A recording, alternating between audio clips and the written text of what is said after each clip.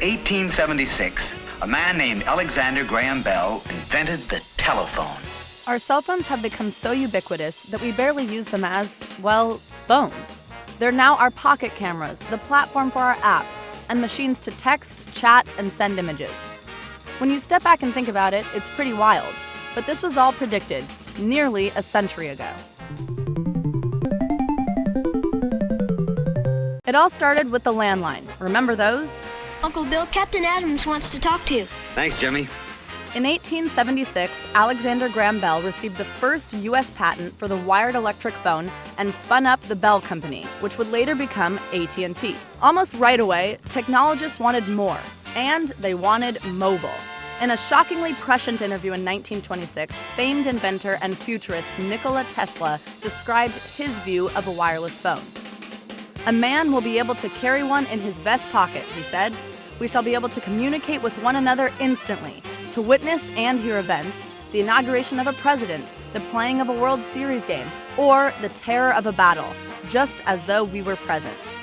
Collier's magazine described Tesla's dream as simple vest pocket equipment, but the reality was anything but simple. He was describing a mobile phone that could transmit photo and video too.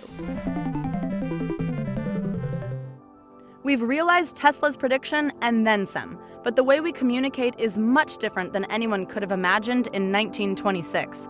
And not everyone thinks the proliferation of mobile phones has been a good thing. In the decades after Tesla's prediction, a number of hardware prototypes were created. In the late 50s, a Moscow engineer created concepts for handheld phones, and early car telephones emerged. In 1964, Bell's own company unveiled the AT&T Picture Phone, which provided two-way, face-to-face communication at a whopping $200 per call. Motorola introduced the first mobile phone prototype in 1973.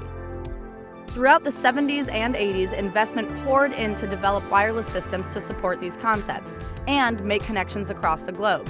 The first commercial services launched in 1983.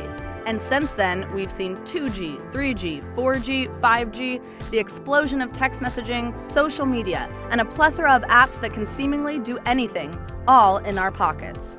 Tesla thought wireless phones would help us better communicate with each other and would make us feel present everywhere.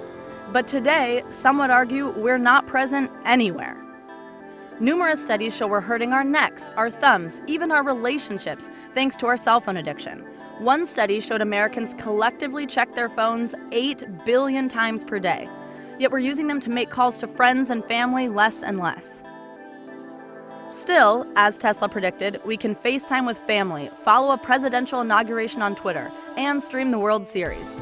Mobile phones have become both freeing and limiting, devices for both pleasure and work, pros and cons.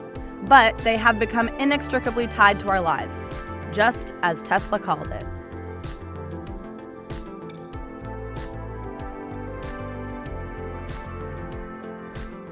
Hey NBC News fans, thanks for checking out our YouTube channel. Subscribe by clicking on that button down here and click on any of the videos over here to watch the latest interviews, show highlights, and digital exclusives.